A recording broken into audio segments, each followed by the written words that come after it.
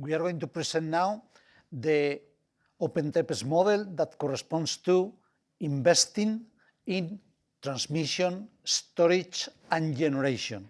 Okay, it's an open source model that we have developed and we have used for many different analyses at European scale, African scale, and therefore we think that this can be useful tool in order to support your decisions regarding operations or planning in any electric system, electric power system. The first thing we are going to do is just to allow you to install in Google Colab. Okay, it's not the best platform for using the model because Google Colab has not too many resources for running a big case study. However, at least you know how to do it. Okay, open these slides from Canvas. Go to the third one. So again, go to Google Colab. Open it with your Gmail account. Maybe you are already in. Okay. Then open a new code window. So plus code, and then it will open a new code window.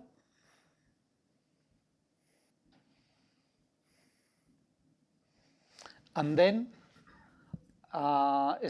exclamation mark pip space install space OpenTPS. And that will install the model in Google Colab.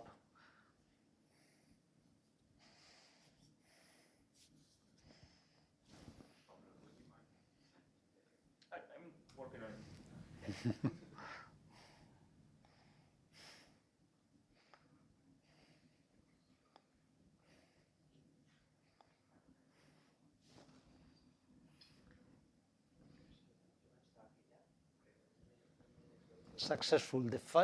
Successfully install OpenTPS version 4.18.12.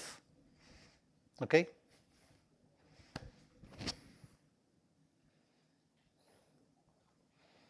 So I guess anybody can do it. It will take seconds or half a minute. No. Then the model, so all the source code will be located in this address, in this folder. Okay, /user local lib python 3.12, these packages, and then /OpenTPS folder. Okay, so you can go there, you can, using the Explorer, you can go to this folder. No. So you start with the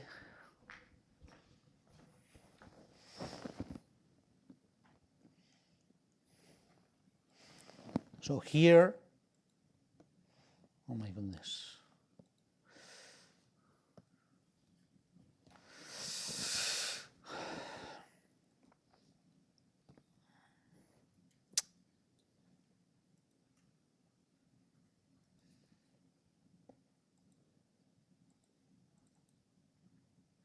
I'm not able, okay, here.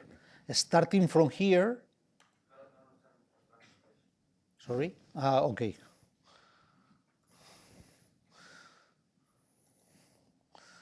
Starting from this folder with 2 dots, is 2 dots, then user, so is on any user, then is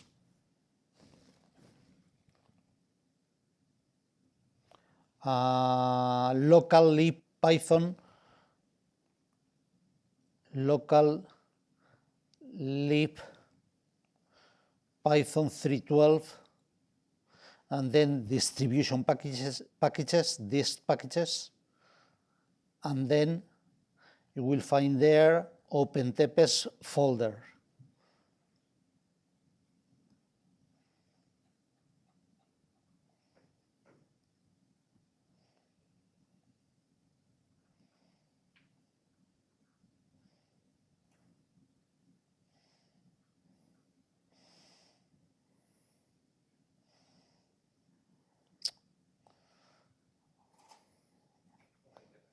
Okay, I don't have it because, no, the problem is that I have exited. I have logout, OpenTPS, no, I need to install again.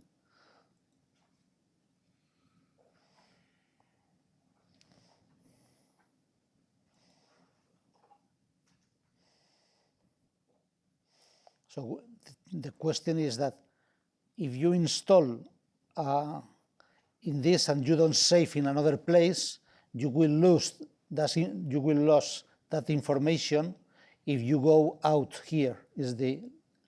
So here in this folder, you have, let's say, the Python files and some case studies, okay? So all of you have this available. Then, I don't know why, but you need to modify something. This yellow is, you must open OpenTPS main.py and remove the dot in this line number. So here you will see OpenTPS main, double click, go to this, and you must remove this dot in 689 line, okay? Remove it, and then Control S for saving. Then you open, again, you open OpenTPS.py and remove these dots. This dot, this dot, this dot, this dot. Then save it, and then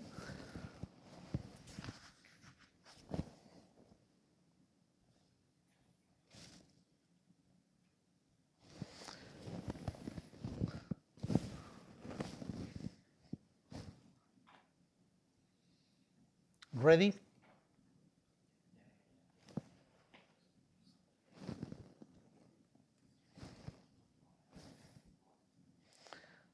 And then you can create again a new code window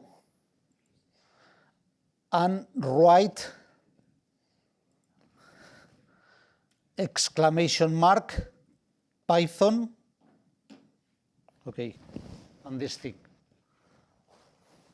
So this is, I'm running Python, and the location of this file is in this folder with this path. Okay?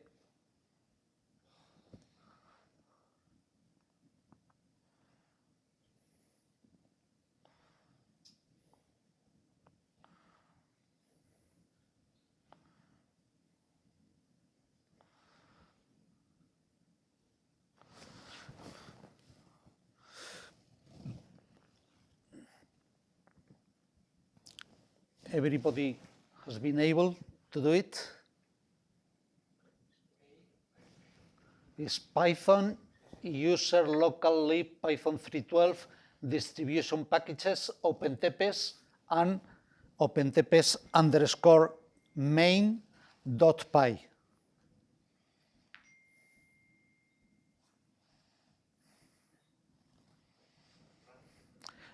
Press, well, no, sorry, push the right arrow, and then it will ask you to, so first, it's asking you where is the case study. In this particular case, the case studies we provide are already in this folder. Therefore, just go here and press enter. Then ask you about the name of the case study that coincides with the name of the folder where the input data and the output results will be located. In this particular case, we are using the 9N case study. Then, which is the solver you want to use? Given that we don't have installed anything else beyond hikes, we use hikes. And then, if we want to use or not, to get or not results, so more detailed results or less detailed results, and the log file. And then that's all. It will start, okay? I have had numerical problems, or has had numerical problems and is not able to end this case study because it's large for hikes. However, this kind of installation procedure can be done in a normal laptop outside of this Google Colab environment. Yes, please. Sorry? The files. The input files are here. So the 9N case study contains all these input files. And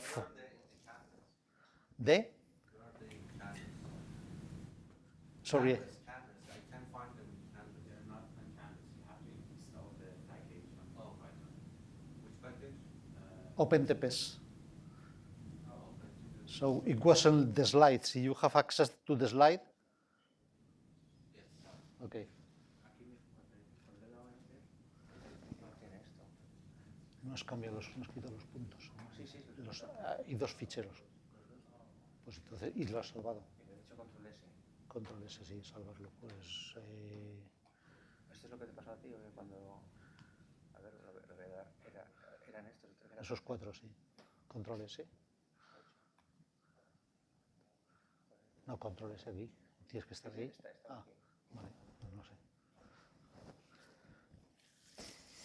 Okay, so usually I never use Google Colab for running the model. Typically I use Miniconda for certain environment with Python or just Python directly. And the way to install will be exactly the same. Instead of the exclamation mark that is only used in Google Colab, you can just put pip install OpenTPS and it will install as a Python library. No, well, it depends. So it depends. If I use somebody else use an Anaconda console and this doesn't need to modify this or to get rid of these dots, I use PyCharm and I need to do it. So I don't know why these differences. Maybe. Yes.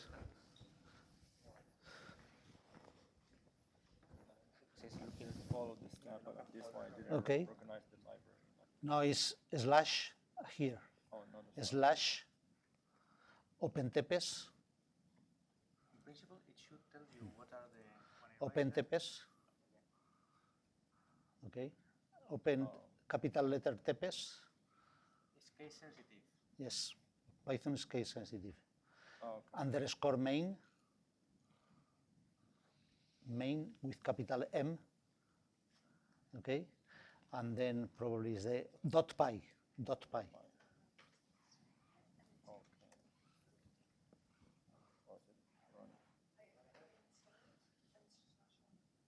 No, you have this still this dot. You need to remove this dot. You see dot OpenTPS. No, but it doesn't have it. Let me go.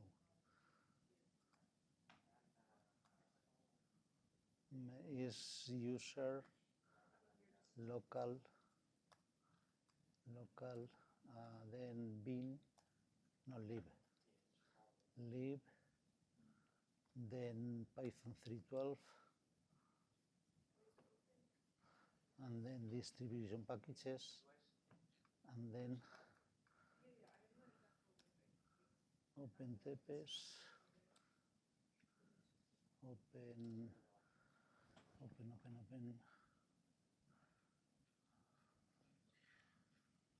OpenTPS and then OpenTPS main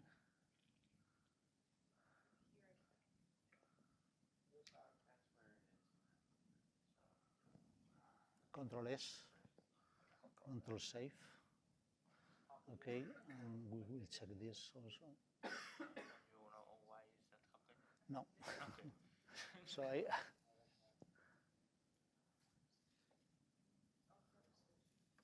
It's something there. Okay. So if there are dots, it's not being able to locate that files. Okay.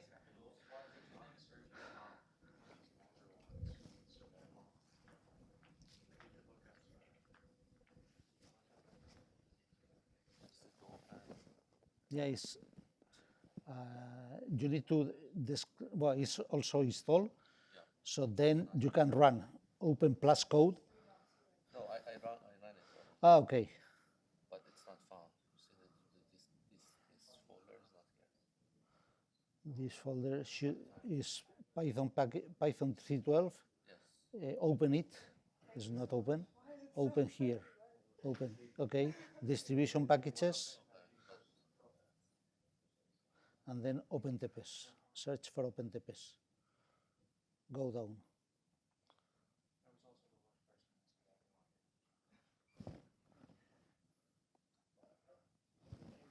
Cuesta encontrar OpenTPS aquí a veces. Claro, porque está, porque sí, porque son todos los paquetes que instalados.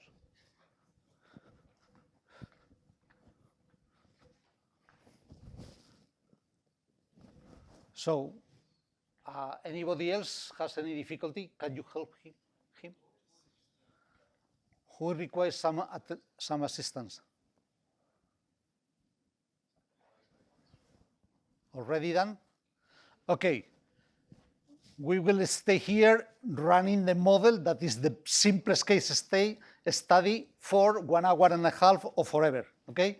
So we can go back to the slides of the model, but this procedure, so in the same slides, you will find another ways to install in a local computer with or without a Miniconda, etc., okay?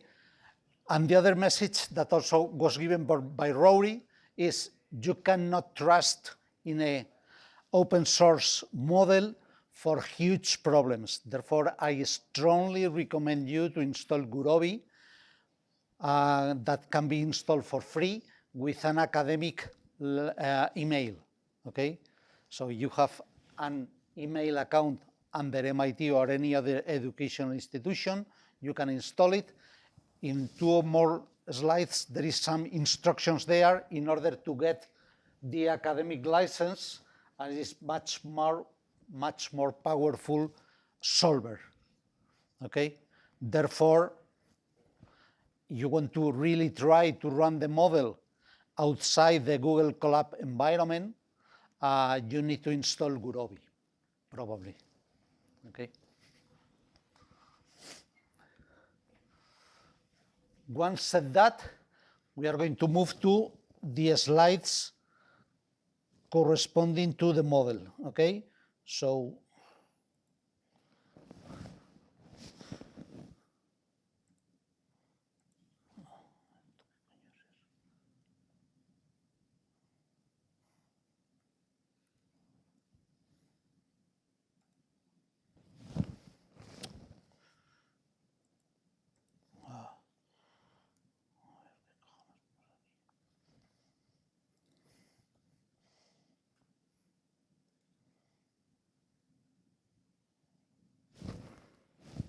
okay. So go to the other slides where it says slides OpenTPS, and you will find these slides, okay? So now we are going to describe the main features and the main uses we have done with this kind of model, okay, with this model.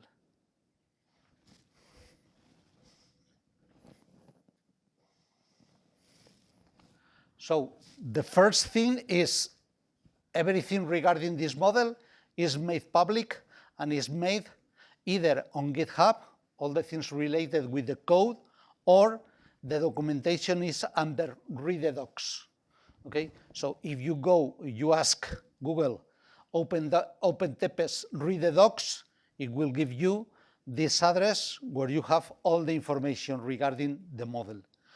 The documentation, general user guide, the input data, the output results, the mathematical formulation, the papers we have published using this model, the projects we have used, how to download, how to install, etc. This is under read the docs platform. Okay? And on the other hand, if you go to GitHub, you will also find all the things, all the source code, all the cases that we have made available for the people in general. Okay?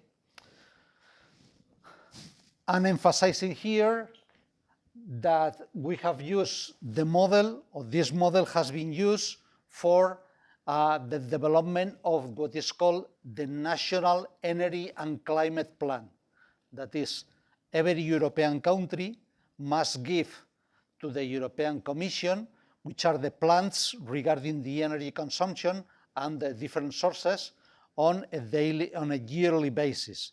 And therefore, the latest update that the ministry did with this National Energy and Climate Plan was supported by runs made with this model. So this is like one of the two models that have been used for this purpose. And the other thing is, again, in this web page, you will have the links to the presentation, to this presentation, and also the link to the installation guide, that was the previous presentation, and also to the GitHub repository where all the source code is located. Okay, so everything is there. We are also proud that we have had 170,000 downloads. So it's a very popular model that for this kind of usage there are a lot of downloads. Beyond the first case study, the 9N, we provide other case studies with different flavors. Okay, so the 9-node is a network consisting of 9 nodes, and it's a single-year expansion planning case study. Okay, we also provide the 9-node for 7 years, where instead of dealing with 8,700 hours per year, we are selecting 1 week per month, and therefore we have, instead of 8,700 hours, we are having 13 weeks of 168 hours. Okay, and the scope of the expansion planning stands for 7 years.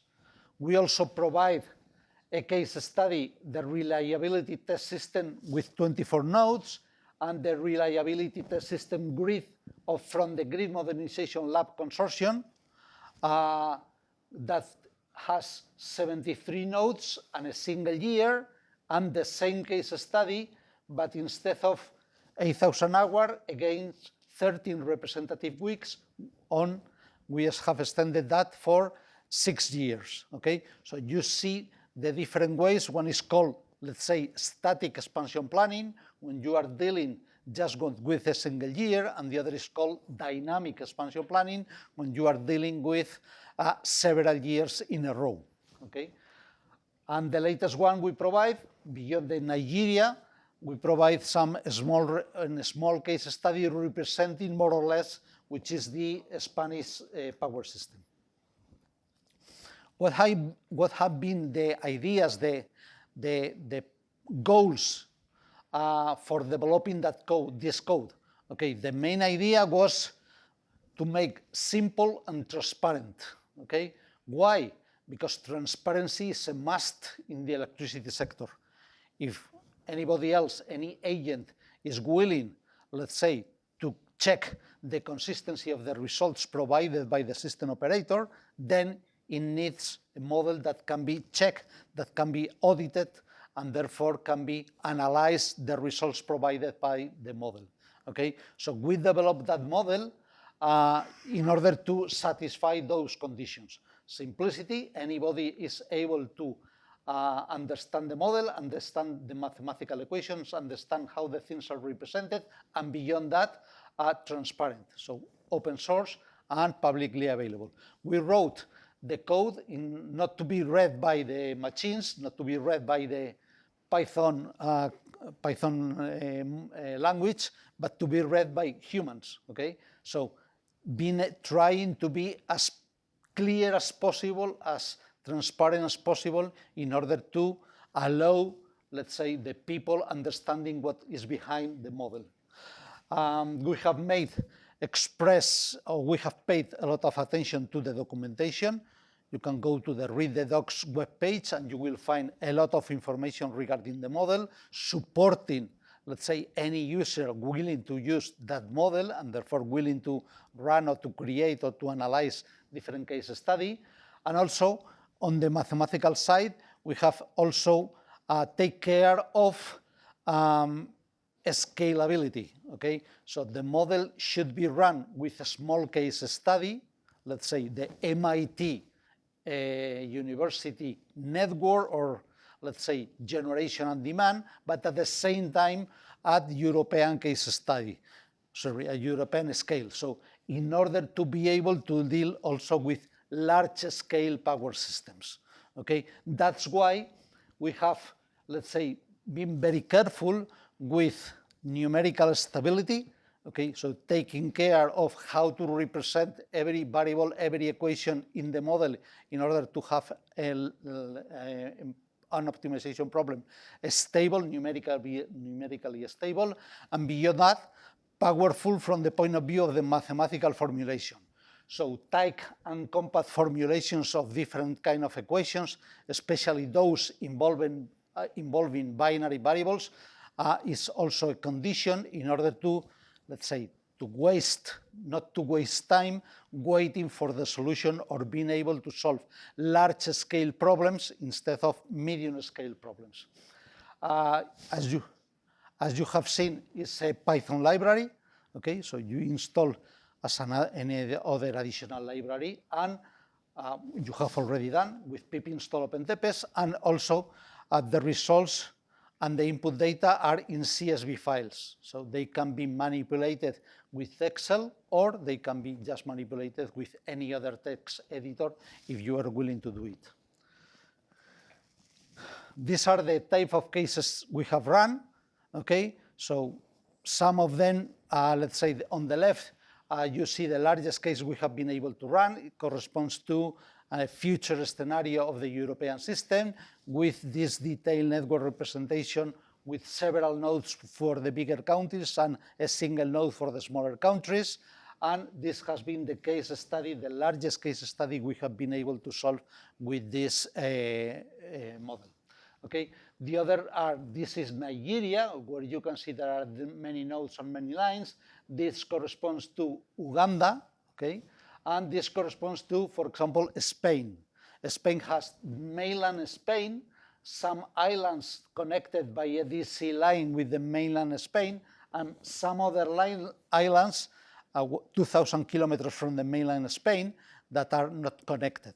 So therefore, in one study we did for the ministry, they are interested in Spain as the whole system, and therefore we need to deal in the same case study with these two different, let's say, isolated systems. In this particular case, as you see, there are one subsystem here, another subsystem here, and two other isolated subsystems there, and at the same time you have the mainland Spain and some connections with the Balearic Islands through a DC connection. So it is able to run isolated systems on the same case, in the same case study, and we did this because the ministry was interested in Spain as a whole. Okay, so these are the kind of problems we are solving and the different sizes. So these two sizes can be solved in this laptop, this laptop. However, these other case studies require, let's say, a more powerful computer, typically a server, a small server. What are the things that we are representing? Basically, we represent, first is generation, storage, and transmission expansion planning, okay? So we are able to determine optimal investments in generation, storage, and transmission expansion planning. That is what is called also integrated resource planning, okay? So this is the type of model. If we don't need to invest because we just want to analyze next year, will be operation planning, okay? So we don't need necessarily to invest on anything. We can just analyze how to optimally operate the power system. We have mainly developed, we start developing the model mainly for the electricity network, but beyond that, we introduce the hydro topology, as we mentioned yesterday, the possibility of representing the detailed topology of the hydro basins and how the power plants, reservoirs, etc., are connected among them. And also we have introduced the hydrogen network and the heat network.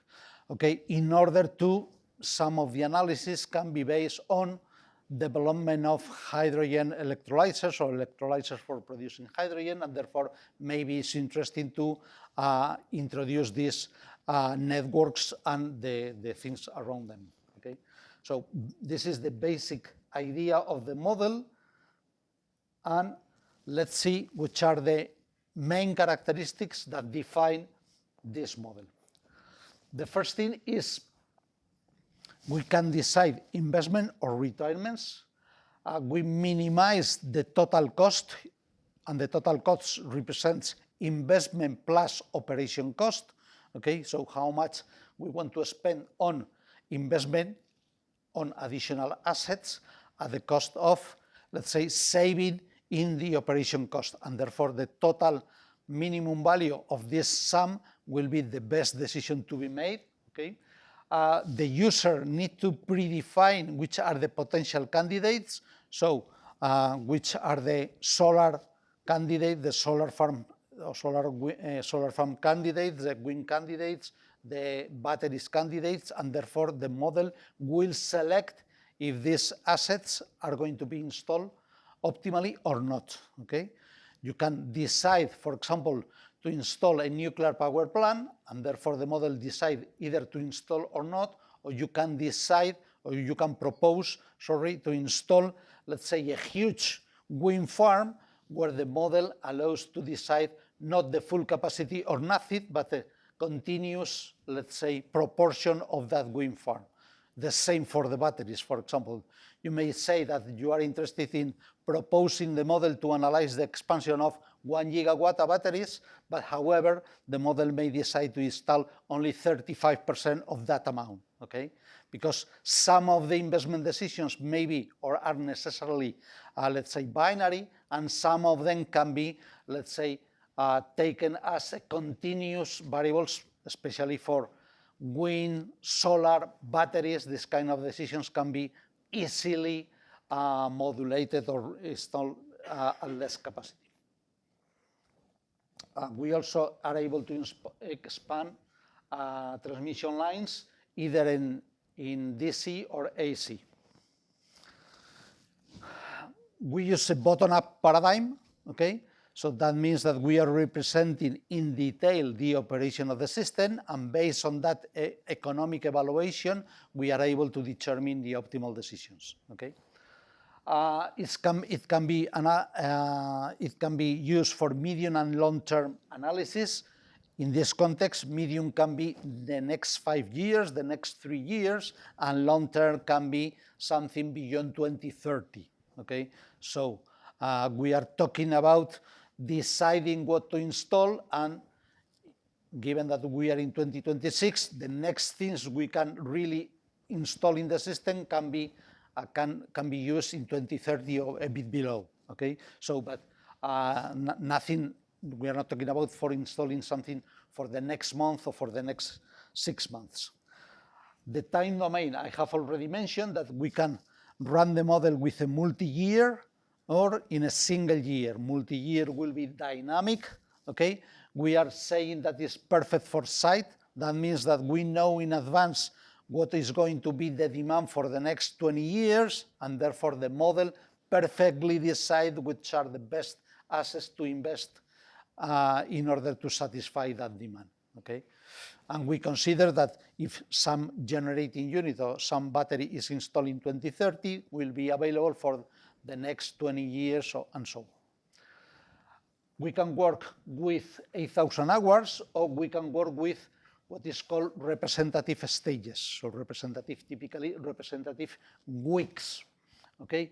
And the duration of the time step can be quarter of an hour, okay? So every quarter of an hour, that makes sense. For example, if we are running the next year, doesn't make sense to run 2030 or 2050 with such a detail, but at the same time, we can work with by hours or 3 hours in a row and so on, okay? In order to decrease the size of the optimization problem, we are able to provide on hourly basis information. However, the model will be able to aggregate every 2 hours in a single load level, in a single time step, and therefore reduce by 2 the size of the optimization problem, okay? And this is automatically done. For running real cases, we use Gurobi, okay? This is the solver you can use in Google Colab. We also have some users that are using, doesn't have the possibility of having a license, or is very expensive, from Gurobi. However, they have an old license with GAMS and any other solver. So GAMS here can be understood as a potential solver for being used under this model, okay? So we can call GAMS as a solver under Pyomo. We have also these additional features regarding how to deal with long-term period, years, or how to deal with representative weeks. So we have what is called period weight, okay? So for example, we want to represent 2030 and then 2040 and then 2050. And we have what is called period weight that says that if we use or we analyze only 2030, the weight of that year is replicated 10 times, and therefore we are covering from 2030 up to 2039 with all the things remaining the same, okay? That can be used if you want to extend a lot and the size of the problem will be too high, then you need to do this kind of mechanism. The other thing is what we call a stage, that is basically representative periods, representative days or representative weeks. So you can select 1 week out of 4, and therefore instead of 52 weeks, you will have 13 weeks. Or you can select 1 day per week, and therefore instead of, let's say, 360 days, you will have that value divided by 7, okay? So these are different ways to reduce the size of the optimization problem and being able typically to extend for more periods of analysis. Okay, this is done with this kind of thing. Geographical representation, we have used, but this is too demanding, too computational demanding. We have used this model for a real network from Spain, okay, that maybe has 1,000 nodes, okay? Typically, we are using this with simplified networks. You have seen, for example, networks from Nigeria, networks from Uganda, networks from Spain, or networks from Europe, but they are not real ones, okay? They are simplifications of real networks, okay? And that's the only thing we can do. Otherwise, running a real network with 1,000 nodes, you will not be able to run for many hours representing the year. Only for single snapshots, let's say. We have the possibility of using uncertainty, so it's 2-stage stochastic optimization, where the first stage, unique, correspond to investment decisions, and the second stage correspond to the operation scenarios. Okay, and these are the main scenarios the main parameters that can change from one scenario to another, which are relevant, as we mentioned yesterday. The main variability that can be analyzed corresponds to, for example, uncertainty in hydrogen flows, and therefore we have the possibility of, let's say, expanding the system, taking into account the variability of the hydrogen flows, or variability of what we have mentioned this morning, okay, electricity demand. We don't know how much data centers will be in the near future, and therefore we may say that it will be, for example, 3,000, 5,000, and 7,000 additional demand for the next years, and therefore we want to, let's say, to determine the best investment decisions with 3 possible scenarios and taking the 3 at the same time, taking into account the 3 at the same time. Also, we have the possibility of having different fuel or emission cost evolution, also subject to some uncertainty, or other things that are mentioned here. Okay? So basically, we have many different features. Some of them depends on what is relevant for a certain system. You may be interested in considering some of them and ignoring others. Trade-offs. At the end, what we create is a huge optimization model, and therefore we send that to the solver and wait until the solver provides us with the optimal solution. Okay? So these are the main trade-offs, the main things we need to analyze before creating the case study and waiting for minutes, for half an hour, for hours, not for years, to get the solution. Okay? So we have here the 4 domains where that can be critical for creating the case study. In the case of the power system, it's associated to the namespace. It's not literally, but I mean, it's worth to use this. The electricity network can be represented by single node, okay? Just node per country or per system. It can be a transportation model, so basically as the water moves through the pipelines, okay? Or DC power flow that obeys the second Kirchhoff law, the Kirchhoff second law, okay? So that is the electricity as was explained by Javier, the electricity moves proportionally inverse to the angle difference, and proportionally to the angle difference and inverse proportionally to the reactance of the line. So you cannot, let's say, control how the electricity moves through the network. Then you can work with the generation, you can work just by technology, nuclear, coal, CCGT, OCGT, etc. Or you can work with generating units, individually determine generating unit, nuclear 1, nuclear 2, nuclear 3, nuclear 4, and so on. So, for example, we have 50 CCGTs in Spain.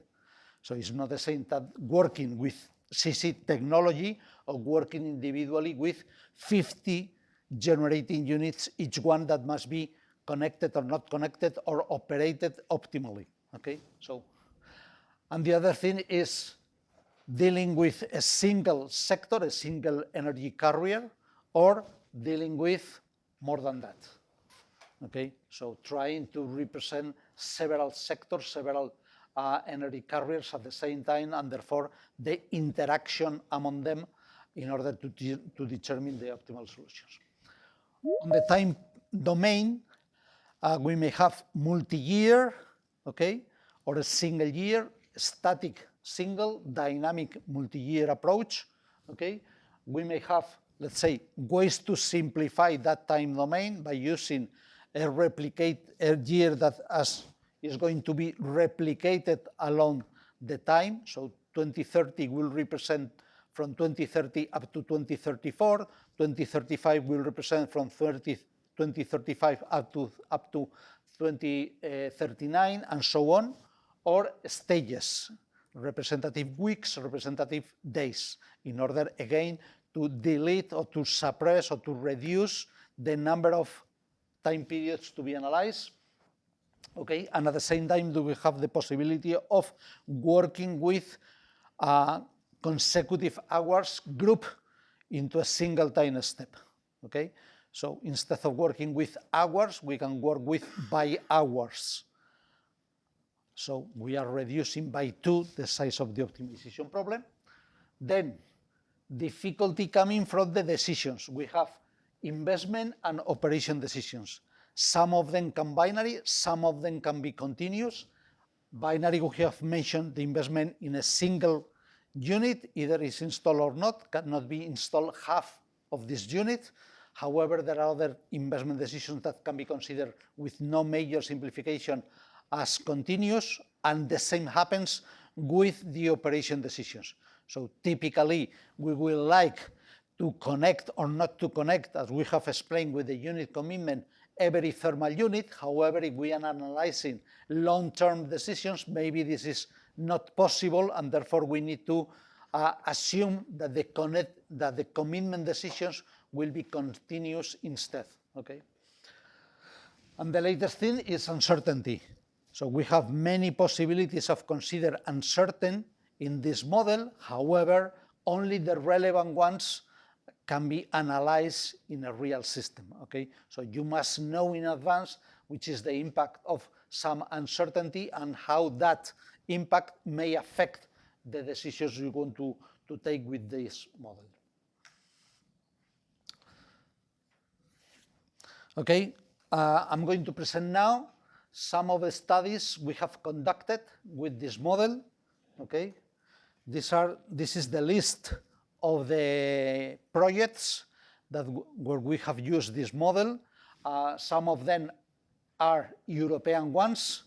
So we started the development of the model with this open entrance, and the motto, the reason for developing this for this project was to make open tools. Okay, so Europe is pushing a lot of effort in opening data and opening tools in order for, let's say, to have a community, to create community, and therefore to be able to analyze or to check the consistency of the decisions and to share knowledge in general. Okay, so we started with that. Then we have worked with this, that was basically the analysis of the, let's say, long-term energy consumption at European scale and how that may impact climate change, increase in temperature, etc. Okay, now we are ending with the Diamond project, again on the same vein. So using, in this project, we are collaborating with the people that are working on IAM models, so integrated assessment models that are basically dealing either with large-scale geographical areas, Europe or the world in general, introducing all the possible sources of energy, not electricity, energy in general, and therefore determining the evolution of the consumption of energy in the climate of the planet. Okay? And these are the AM models, and we introduce in this, we are helping those type of models to improve the analysis of the electricity sector, of the power sector. Okay? And the latest project where we have been involved is OpenMod for Africa, that again is trying to provide open tools for mainly two pools in Africa, East African Power Pool and West Africa Power Pool, with tools that they are able to use freely in order to support their decisions. Okay, so that's why we have represented, and we need to represent or to create case studies with these tools and with this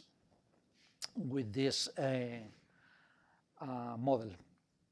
On the other hand, here we have some of the projects or some of the companies where we have worked, that these are main companies or big companies in Spain, and we have been using this either on public projects like these ones or in private projects like another one. We will extract that and we will show you some of this analysis we have conducted. So here we have the first or 4 slides where we have condensed which are the kind of applications that we have analyzed or we have conducted with this model. Okay? The first is the analysis of the energy transition. Okay? So, as I was mentioned before, this model has been used in supporting the numbers of the National and Energy and Climate Plan. Okay? So, again, every country in Europe must provide with its own vision of the energy transition, attending or trying to achieve the goals proposed by the European Union, and in order to decarbonize the electricity sector. And therefore, how much renewable generation, which kind of renewable generation, how much storage, which kind of storage will be needed in order to progress in that direction. This is what the questions that the model can support or can answer. Okay, so these analyses were conducted for 2030 and also for 2050. Okay, that are the two main target years where this kind of analysis are done at European scale and therefore at the Spanish scale. Okay, so trying to determine how feasible or infeasible, how much storage is needed, etc., has been done this. Also, we are running dynamic case studies. We started in 2025 and also consider 2030, 40, and 50 in the same, let's say, case study. So trying to see which are the evolutions of the different investment decisions and how they are able to satisfy economically on one hand, the energy transition, and on the other hand, to determine which are the optimal investments to be made in order to reach certain goals. I have already mentioned that in some European projects, we are connecting our model with these three particular IAM models, and we typically do a more detailed analysis of the power system, and in particularly focus on the transmission network. Okay, so again, I mentioned at the very beginning also, the transmission network is, together with some flexible technologies, the way to decarbonize the system. Okay, so and therefore, given that we are able to deal with the transmission network, our model was used as a complement to this analysis. So how much transmission network is needed in order to reach certain goals and to allow the different countries in Europe to exchange power, to exchange energy, electric power, in order to decarbonize or to reach some European goals. Then storage dimensioning, okay? Again, the detailed analysis of the storage is relevant, not only from an institutional point of view, from the Ministry of, let's say, energy transition, okay, but also from an agent or company point of view, okay? So there can be some people interested in pushing the use of the batteries. There will be some other people means companies, trying to push the use of the CSP or the use of the pumped storage hydro, and therefore analyzing or being able to compare the usage of these different kind of technologies, storage technologies, will be worthy as a general analysis for the system, okay? No, disregarding the possible, let's say, company interests on different technologies, okay? So therefore, we have conducted analysis of, let's say, the different usage of, for example, the batteries, that nowadays they have 2-3 hours of storage capability, some pumped hydro storage unit that are being developed in Spain, typically increasing the power of these pumped storage hydropower plants, okay? And they may range from several hours to many hours of storage capability, but also the solar thermal, CSP. So they have some 6 to 9 hours of storage capability, and therefore they are able to move or to keep the energy they have received from the sun, from irradiation, and keep up to the night, even some hours for the following day. Okay, that this is a way to introduce flexibility and avoid curtailment. Okay, so which is the role that any of these technologies can play on a normal operation basis, but also from the point of view of the expansion in the system. Okay, it was mentioned today, this morning, the reliability of the system. So there is a concept there that is called ELCC, electric load carrying capability. That means that is how much is the contribution of any of these technologies to the peak of the system, to the worst or the critical hours of the system. Okay, this is called ELCC. For example, I mentioned when analyzing the performance of the behavior of the wind turbines of the wind farms, I said, you can trust that always means more than 95% of the time, at least 5% of the installed capacity of the wind will be available for the system, okay? So that can be considered as an approach for this contribution. Also, there has been mentioned that there can be capacity markets. So where you are receiving money if your generator is available.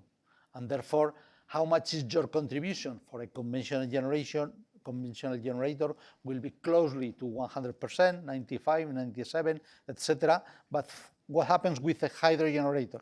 What happens with the battery? What happens with pumped storage hydro?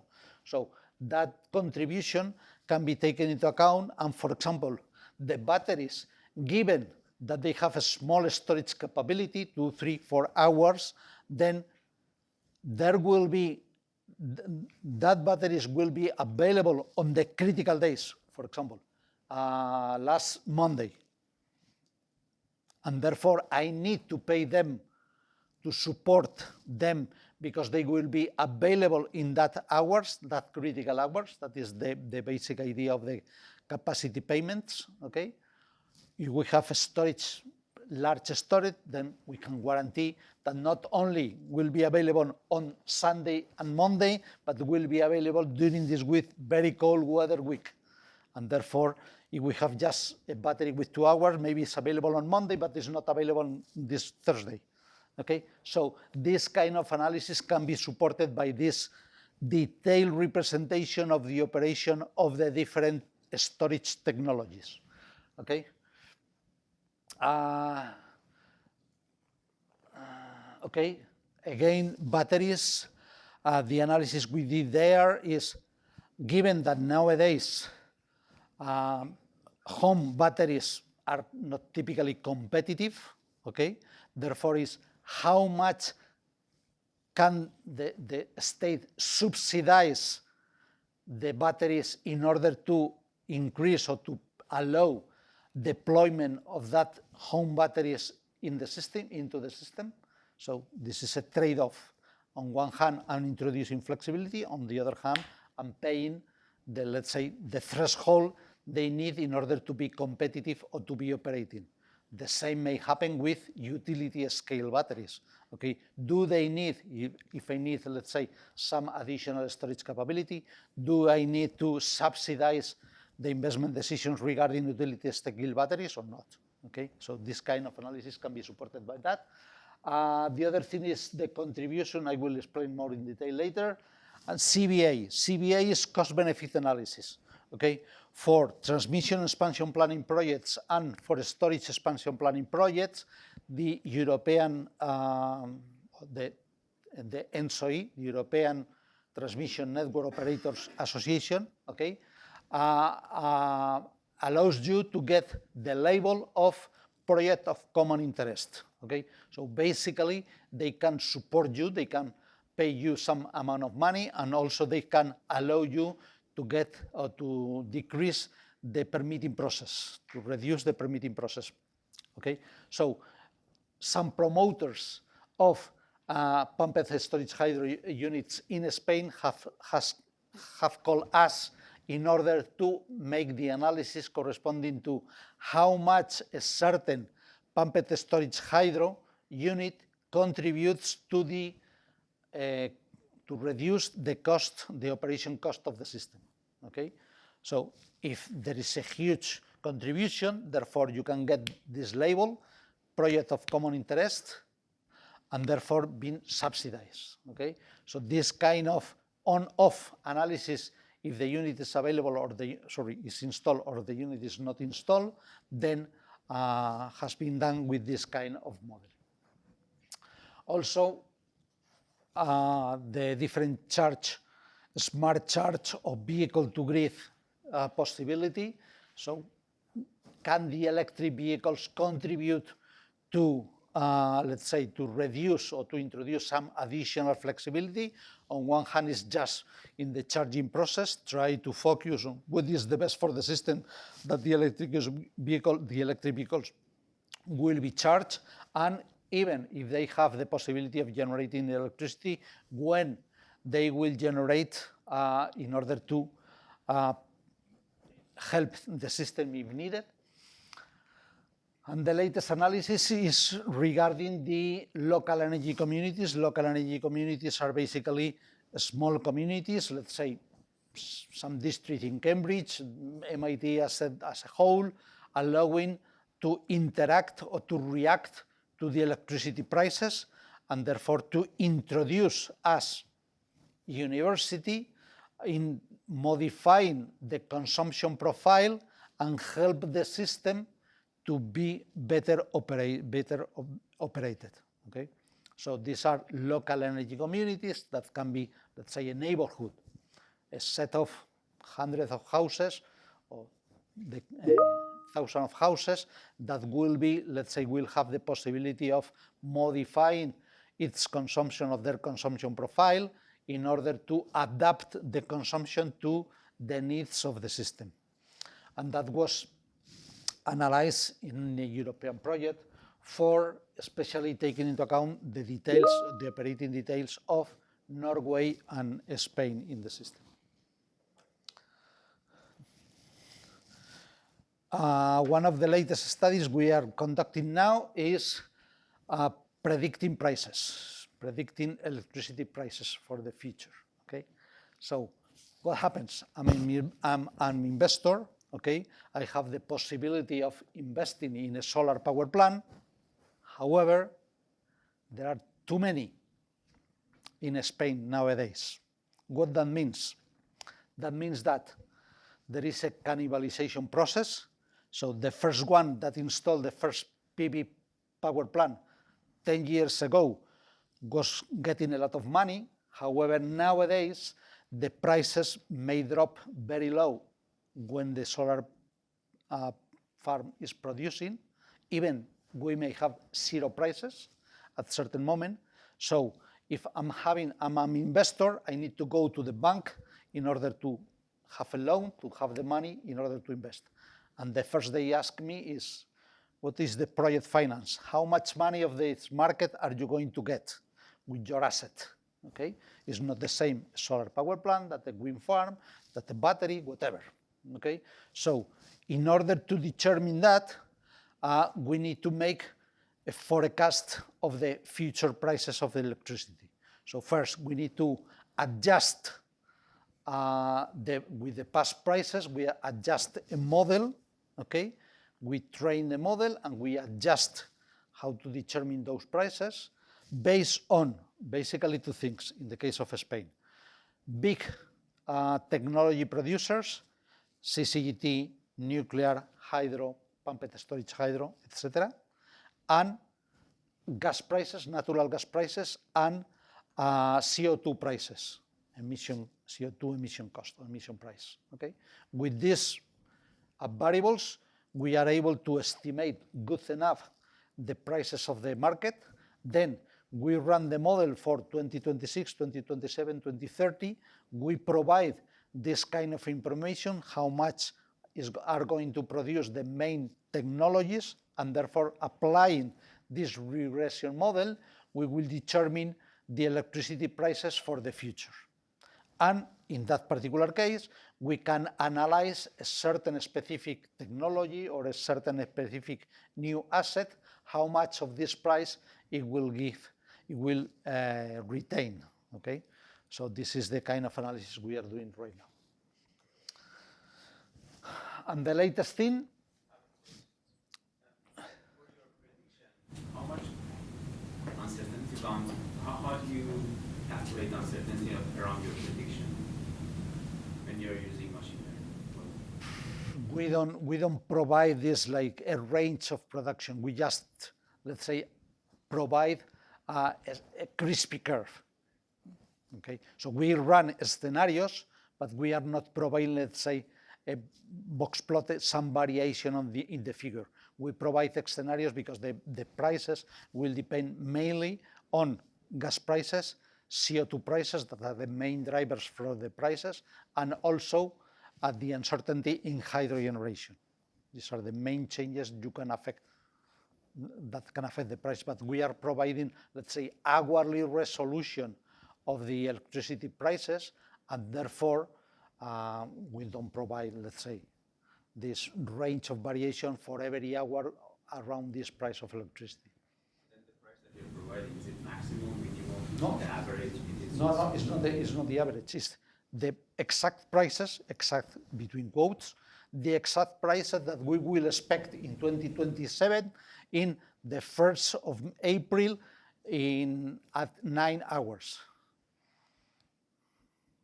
So we are not providing a range. We are just providing a single value for a particular hour of a future year. But if gas prices, all of what you We run another run of the whole process with, let's say, we will assume that the fuel prices, the natural gas prices are going to increase by 30% or decrease by 40%. So will be independent runs of the same procedure.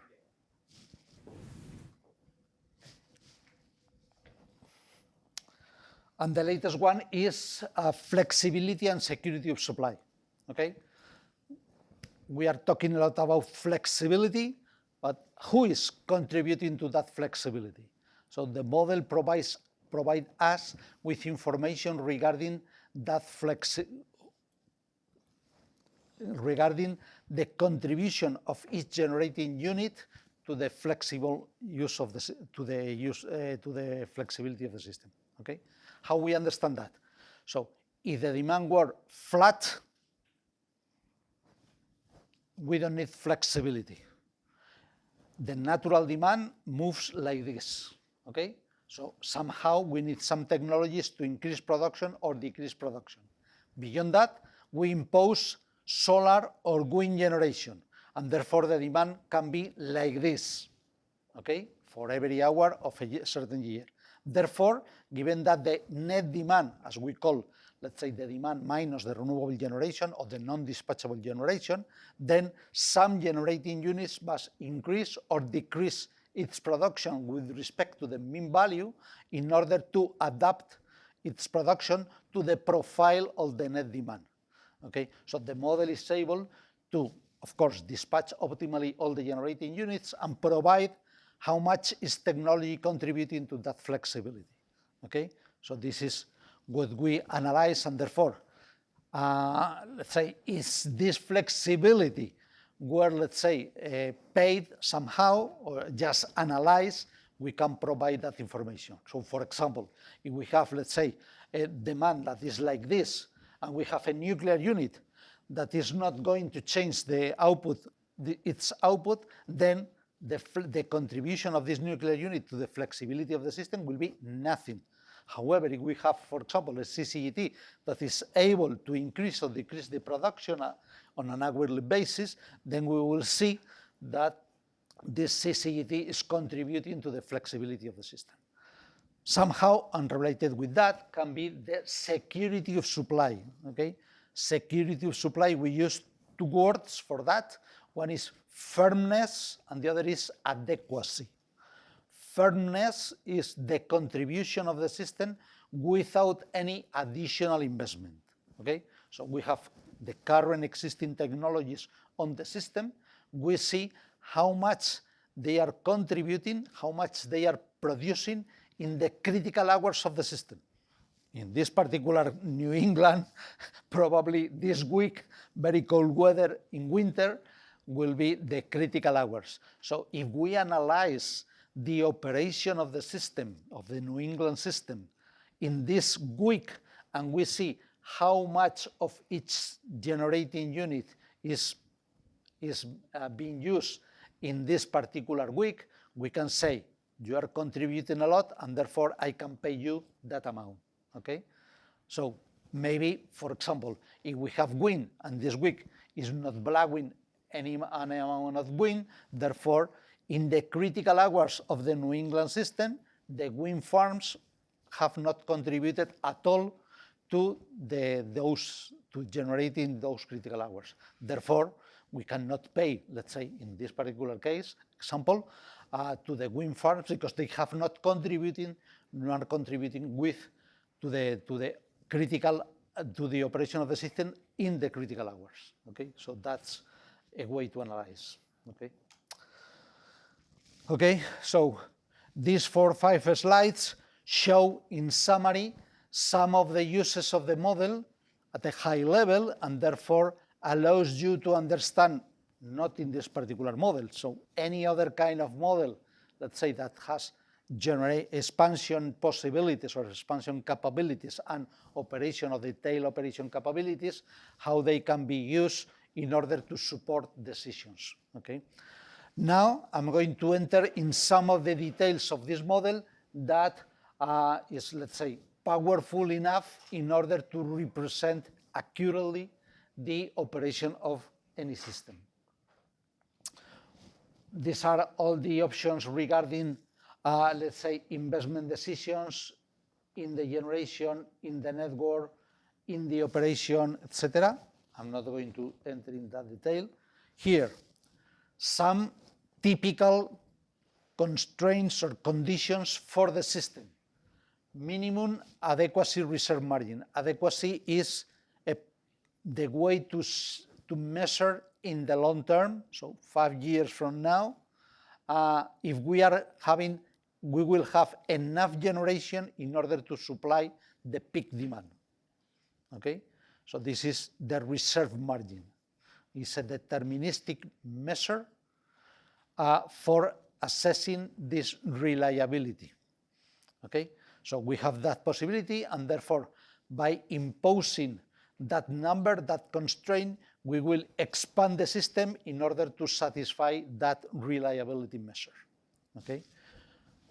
Additional things, minimum synchronous mass run power. So always there must be at least a certain number of generating units able to supply or to balance the demand and the consumption at any moment. Okay. Given that they have inertia in the rotating machines, they will be the first to respond to any kind of perturbation of the system perturbation. Okay, so that means that always you may have, or you need to have, some rotating machines, nuclear units, coal units, CCGT power plants, etc., able to respond to the trips of the system, trip of the power plants, etc. Okay. Maximum system carbon emissions. So if we want, let's say, to expand and to satisfy a certain target for 2030 or 2040, let's say, and we will need to expand the system in order to satisfy a certain goal regarding total maximum emissions in the system. Okay, so therefore we can impose that constraint, and therefore the expansion decisions will satisfy that constraint.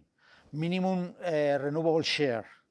Okay, so we want to, let's say, to produce at least a certain amount, and therefore, again, if we are expanding the system, we will somehow enforce the system to install renewable generation in order to satisfy that constraint.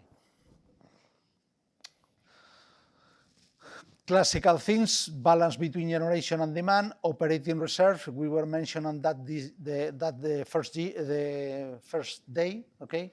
Operating reserve or spinning reserve is how much power I need to be always available in order to protect the operation of the system against the uncertainty in the renewable production. So if I expect, for example, an error of the 5% in the wind production, or the 3% in the solar production, or the 2% in the demand, then I aggregate all of these errors and say always I'm forcing the system to have this spare power, not producing electricity, but being able to produce if needed at any moment. Okay. The other thing is ramp reserves.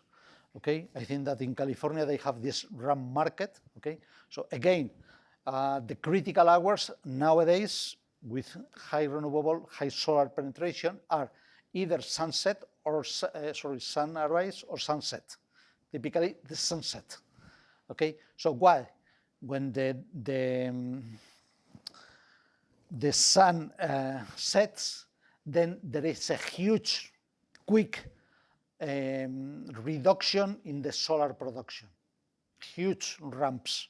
Therefore, and depending on that, you may again protect the system against having a higher or lower ramp.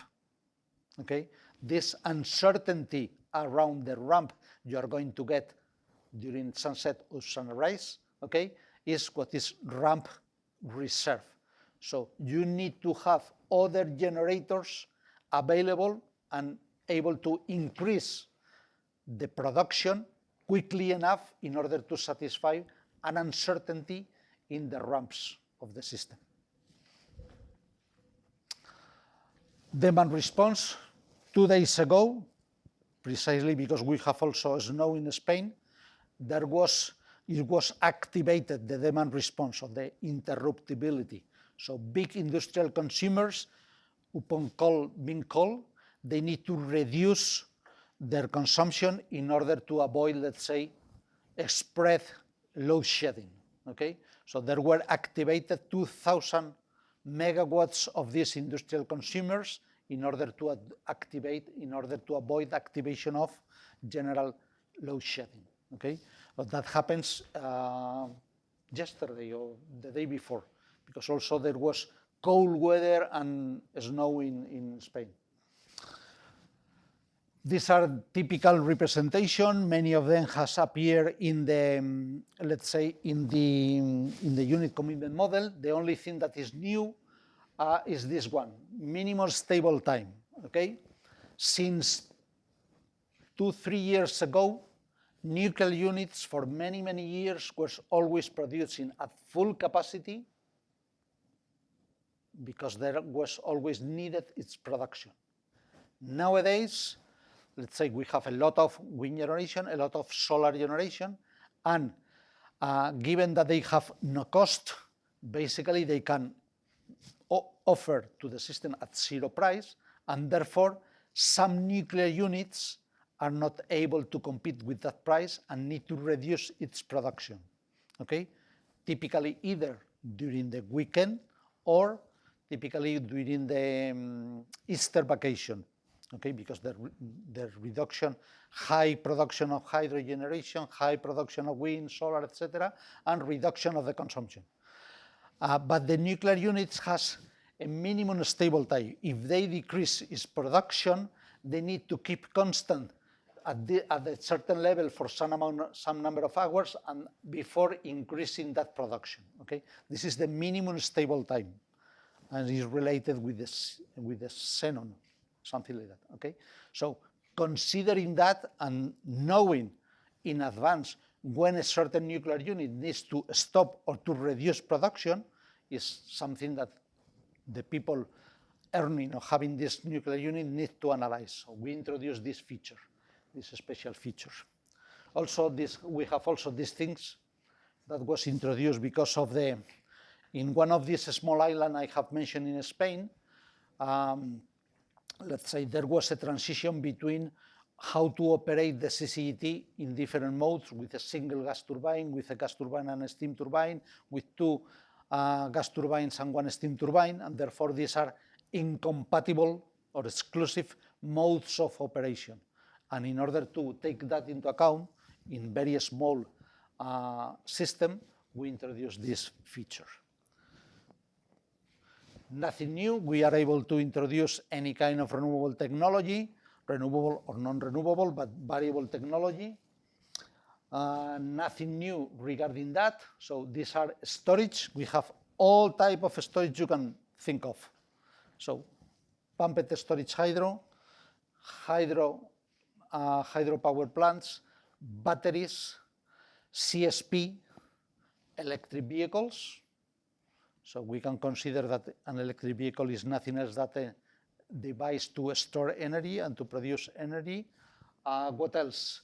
Demand side management. So, for example, the data centers, as soon as they can increase or decrease its consumption of electricity by doing different things with the data, with the analysis they perform, okay, we can consider them demand side management. So they will be able to adapt its consumption at a certain range in order to introduce flexible demand into the system.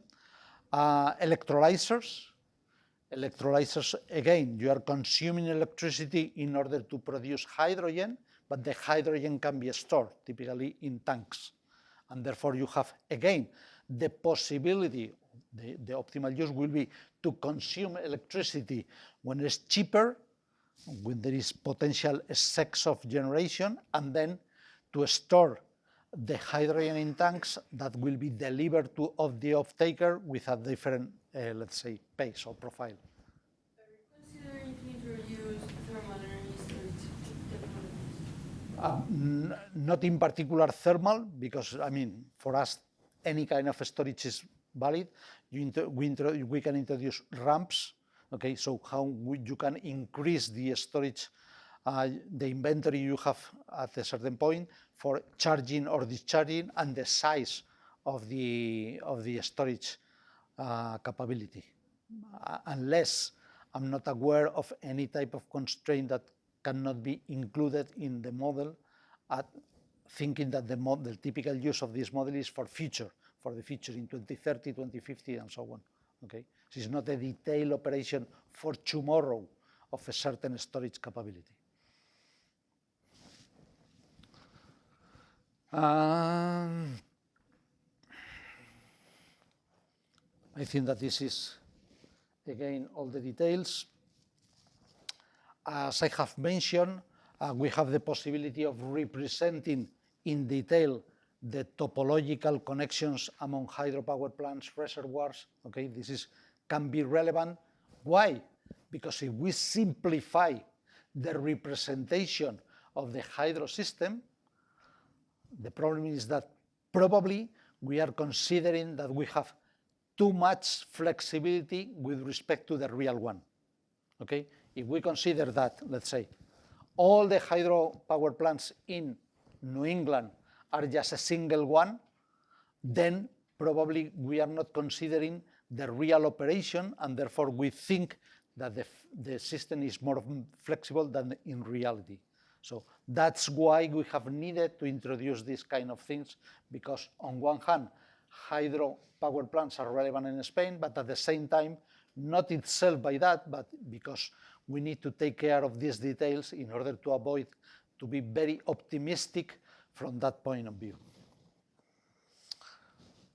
We consider DC power flow, okay, with or without losses, and also what is called network constrained unit commitment. That means that we are not specifically, explicitly considering the contingencies of the lines, but we are reducing the maximum capacity of any transmission line in order to account for this spare capacity that need to be always available in case of contingency of another line, okay, that increases the flow for any other line.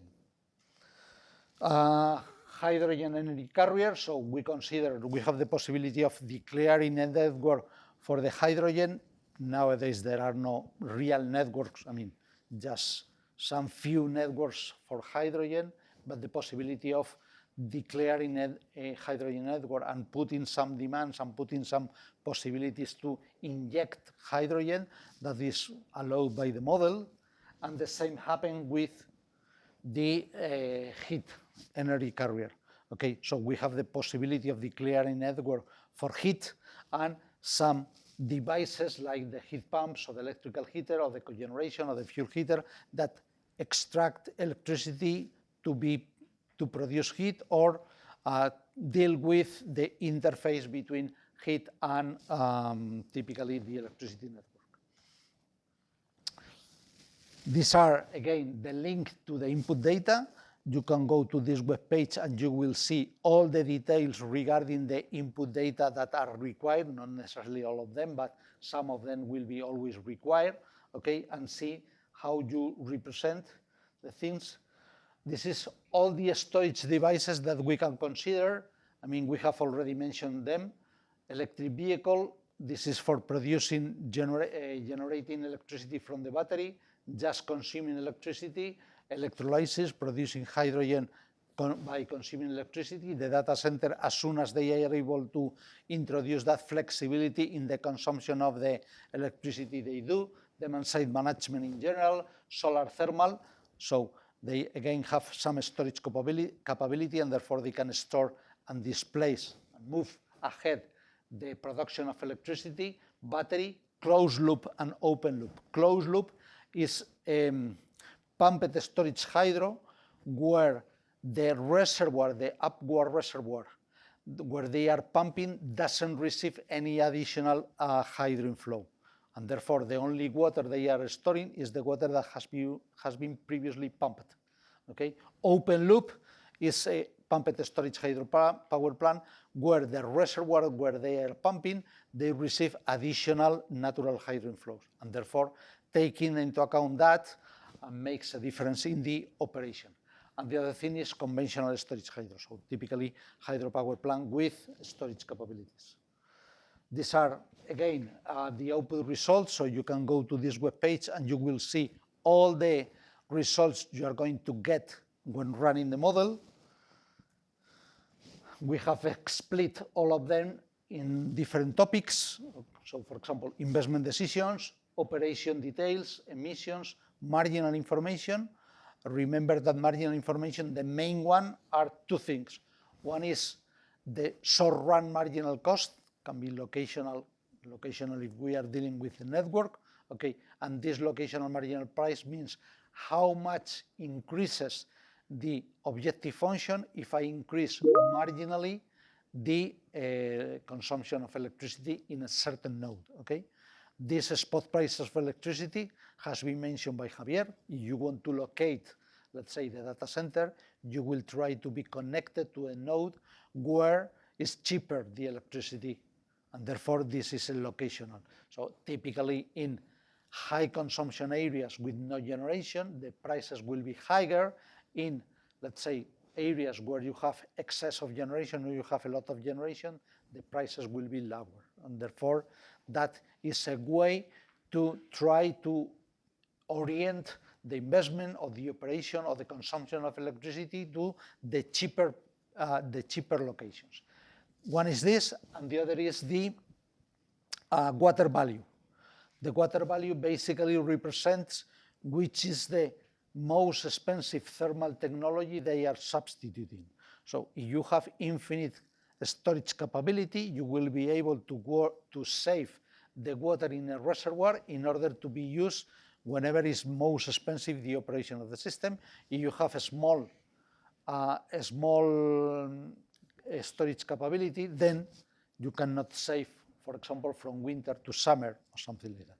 Okay, so again, a storage device is a battery or is the storage hydro power plant. And the latest one are everything related with economy. So means that cost, revenues, etc. Regarding this, in particular, for example, the capture price. So how much of the market price I'm seeing with a certain asset, with a certain generating unit. And the latest one is flexibility, which is the contribution of the flexibility provided by any generating unit, provided by any technology, in order to cope with the variability of originally the electricity demand, but also the variability of the non-dispatchable generation like the solar and wind production. I have, let's say, 15 minutes, so I'm going to explain one particular case, one particular analysis we have done regarding the investment decision that was made by a certain company in Spain, the big one, Iberdrola, that here is called, ¿cómo se llama aquí? Avangrid. Okay. So Avangrid. So they have, let's say, they have a lot of hydro-generating hydropower plants in a certain river, in several rivers, but in one in particular. They have made an investment in changing from turbines to turbo pumps, so allowing a certain power plant not only to turbine but also to pump. Okay, so and they need to analyze how much money, how much this pump will be operated, and how much this pump can contribute to the operating reserves. Okay, so this is in particular, this power plant is located in Torrejón. Is Torrejón and Tagus and Tietar are the name of the rivers. Torrejón is the name of the location. Okay, so they have changed the former or the older hydropower plant by a turbo pump, so having the two possibilities. Okay, and therefore we have made, let's say, representation, a three-level representation of the hydro system in Spain. Two for the same river. Okay, so in this particular river, this is the power plant they have where they have invested. Okay, so we are representing in detail the turbines available in that river and the possibility of pumping or turbining. Okay, in the rest of the river, in this area and in the other area, okay, we have represented also the detail, the hydro inflows, the size of the reservoirs, the production function of the hydropower plant, etc., in order to operate that river in detail. However, the remaining basins in Spain are represented in energy. So that means that we are simplifying the representation of the remaining rivers. Okay, so that must be done in order to analyze in detail the changes introduced by that. We have considered the year of analysis was 2025, the latest year, and we did this with 5 hydro scenarios, 5 hydro inflows scenarios. So we said 2025 was having the same hydro inflows that happened in 2015, or in 2016, or in 2017, and so on. Okay, so we analyze the operation of the 2025 year with the hydro inflows taken from previous past years. In these 5 years, we have some dry years like 2015, where the value was 24% below the average. Some other years was, for example, 2018 was 28% higher than the average, and the other was in between, something in between. Okay, so we have the possibility of analyzing the behavior of these power plants in particular, and the whole system, the whole hydro system, under these different scenarios. The average is between all the years? Yes, in theory, yes. Well, they update every 10 years, they update the mean.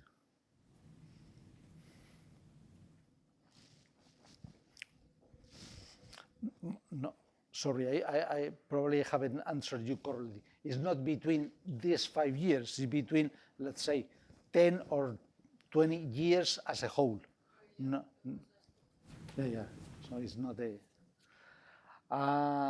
also, we introduced the additional data regarding how much wind, solar, and other things are related. So given that we need to keep the time consistency between renewable production and hydro inflows, then we use the profiles for wind and solar from this year scale up to the current invested capacity, the current capacity of this generation, and also the demand from that year. Okay? So that were the results. We have 3 scenarios. One is assuming that there is no additional investment, there is no pumping possibility. That is the blue one. The second one is we have pumping possibility. We have installed this turbo pump, however, it's not providing operating reserves. And the third one is we have installed the turbo pump, but also is able to provide operating reserves. So these are the three scenarios, the three colors, and you can see the main messages, the main results obtained. So on one hand, obviously, you have more possibilities to provide reserves, and therefore, some of the previously provided reserves or some of the previously, let's say, energy generated now will be provided by this new power plant. Okay, so we allow. So there was an increase in the consumption of electricity of 250 gigawatts hour by this turbo pump in order to introduce flexibility, in order to reduce the total operating cost. That was increased by 150 gigawatts hour if we, at the same time, if this new pumped storage hydro is able to provide or provides operating reserves. So the use of this new pumped storage hydro power plant is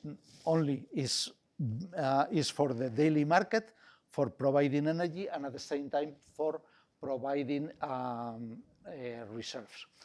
Okay, this is regarding the consumption of electricity, regarding the production of electricity, the other two numbers, and is different depending on the year. So in dry years, this is even bigger increases in the production or consumption of electricity. So let's say this pumped storage hydropower plant is more used when you don't have enough hydro generation, or you have reduced flexibility beyond or due to lack of enough hydro flows.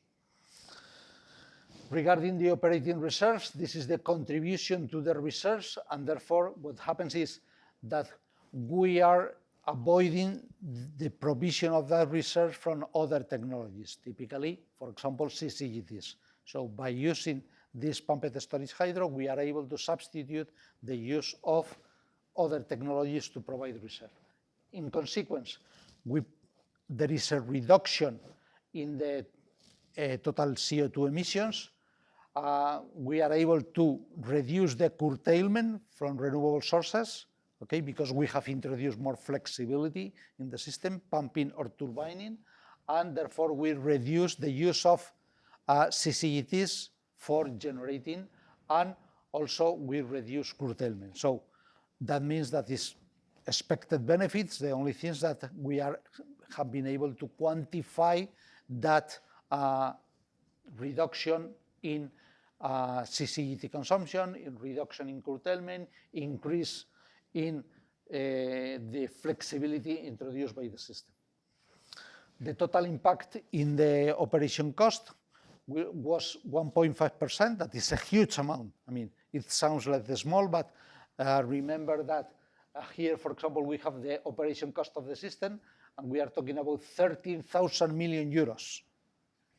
So a huge, a minor impact of 0.5% will be a huge amount of total operation cost reduction, and again, is more beneficial for the system when we are in dry years, when there is no other technologies available, or there is a reduced availability of hydro inflows, and therefore the conventional hydro units are not playing such a role as much as they want. This is a summary of the things we have I have explained already, and therefore it's just one kind of analysis we have conducted with our model. So let me summarize the presentation I have made. We started by installing the model. I don't know if anybody of you has been able to solve the problem or get stuck as I did. Again, my recommendation is, if you are at the university, please use Gurobi, but it's because it's more than 10 times more powerful than hikes, okay? On the other hand, I have presented in general a broad view of what is the model OpenTepes that allows take investment decisions or supporting analytically investment decisions regarding transmission, regarding generation, and regarding storage. And I have presented the different kind of analysis we have conducted with this model at European scale, at some case studies with African countries and other case studies for Spain. That ends my presentation, and thank you very much for your attendance.